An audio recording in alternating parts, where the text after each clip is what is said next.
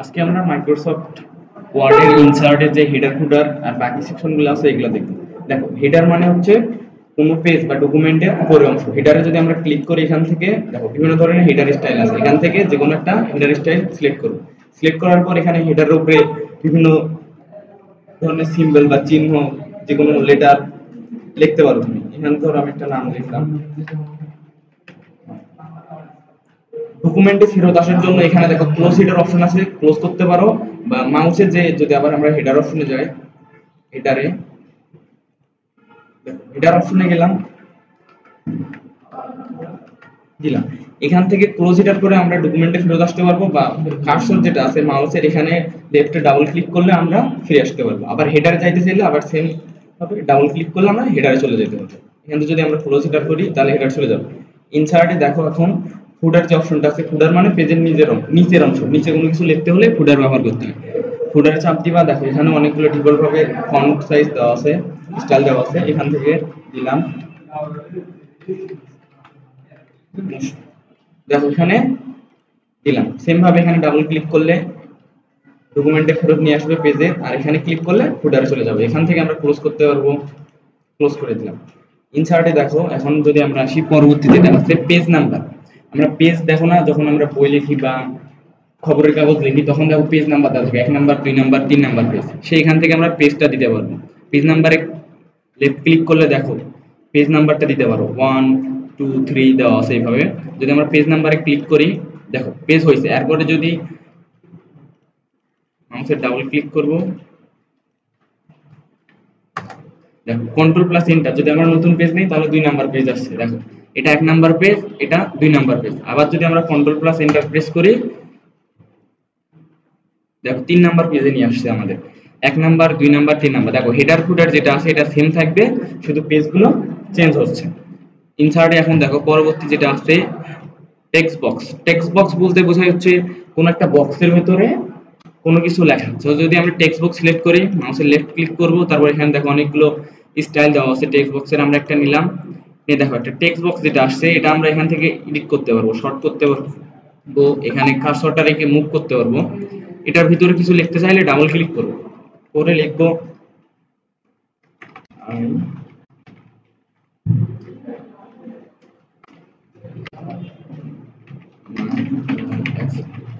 I love my life. লেখার পর দেখো এখানে যে অপশনগুলো আছে বক্সের ভেতর ক্লিক করলে, ইনসার্টে যাও,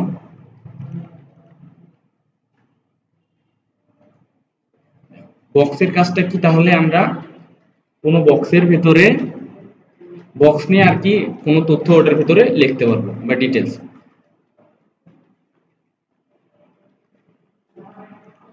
যেমন এই আমরা যে একটা প্যারা লিখছি না, এই প্যারাটা কি লিখছে এটা লেখার জন্য কুইক পার্স যে অপশনটা আছে এখান থেকে দেখো অথর নেম, এখানে আমরা অথর ক্যাটাগরি এখানে সিলেক্ট করব। অথর সিলেক্ট করে উইন্ডোজ ইউজার, এখানে আমি অথরের নামটা লিখতে পারি।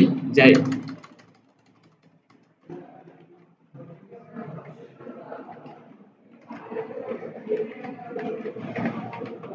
এই প্যারাগ্রাফটা কি লিখছে, অথর লিখছে, অথরের নাম কি, আমরা অথরটা এইভাবে দেখতে পারবো। আমরা যদি এটার পিছনে বা এটার পরে যদি আমরা দিতে চাই, ইনসার্ট থেকে দেখো কুইক পার্টস, দেখো এখানে অথর দেওয়া আছে, ক্যাটাগরিজ দেওয়া আছে, কোম্পানি কি, টাইটেল, অনেক কিছু দিতে পারবা, সাবজেক্ট দিতে পারবা। যখন কাজের ক্ষেত্রে যেটা লাগবে সেটা ওখানে নিয়ে ইনসার্ট করে নিয়ে নিবা। এখন এখানে পরবর্তী অপশনটা যেটা আছে ওয়ার্ড আর্ট। ওয়ার্ড আর্ট যদি আমরা এই পরের অংশটুকু সিলেক্ট করি, সিলেক্ট করে যদি ওয়ার্ড আর্ট দিই, ওয়ার্ড আর্ট হচ্ছে একটা সেন্টেন্সে বা প্যারাগ্রাফের লেখার ধরন, স্টাইল চেঞ্জ করে। দেখো এখানে বিভিন্ন ধরনের স্টাইল আছে, যেমন এটাতে যদি আমি ক্লিক করি দিয়ে যদি ওকে করি, দেখো এটা স্টাইলটা কিরকম হলো। এভাবে অনেকগুলো ডিফল্ট ভাবে তুমি আগে সিলেক্ট করে নিবা, সিলেক্ট করে নিয়ে তুমি স্টাইলগুলো চেঞ্জ করতে পারবা এখান থেকে, অর্ডার থেকে।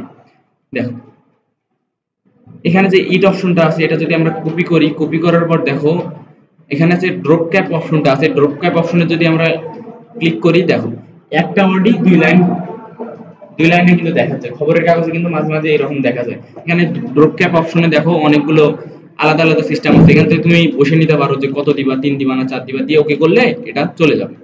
তো আমরা ড্রপ ক্যাপ একটা দিই, এখান থেকে নাম করা আছে এখানে দিলাম। এটা যদি দিতে না চাই তাহলে এখানে ড্রপ ক্যাপ থেকে নাম অপশনে ক্লিক করলে এটা উঠে যাবে। আবার দিলে এরকম থাকবে। দেখো এখন সিগনেচার লাইন যেটা আছে, যেমন কোন পেজের শেষে আমরা সিগনেচার ব্যবহার করি না, এখানে যদি আমরা সিগনেচার ব্যবহার করতে চাই তাহলে সিগনেচার লাইনে ক্লিক করব, মাইক্রোসফট এখানে ক্লিক করব, দেন ওকে করব।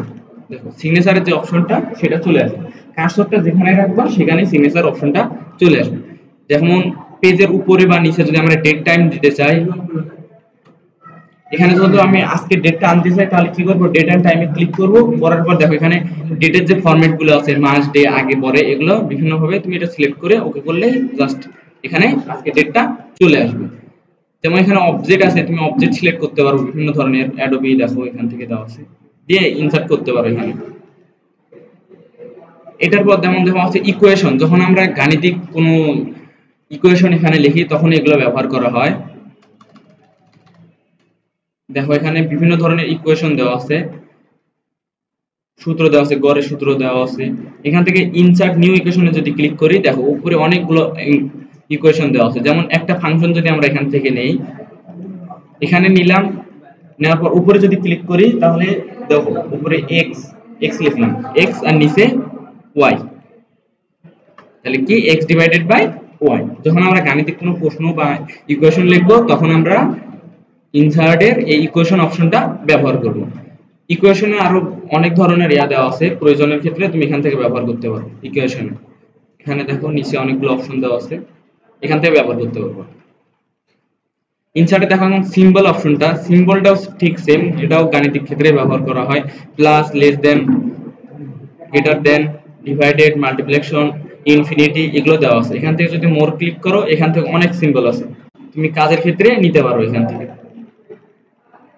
অ্যারো চিহ্ন, যে কোনো নিতে চাইলে, যেমন যদি আমি ইন্টারসেকশনটা নিতে চাই এখান থেকে দিব, জাস্ট ইনসার্ট করব, ক্লোজ করে দেবো। দেখো এখানে কার্সরটা রাখার কারণে কিন্তু এখানে চলে আসে। তো আগামী ক্লাসে আমরা পেজ লেআউট যেটা আছে এটা সম্পর্কে আলোচনা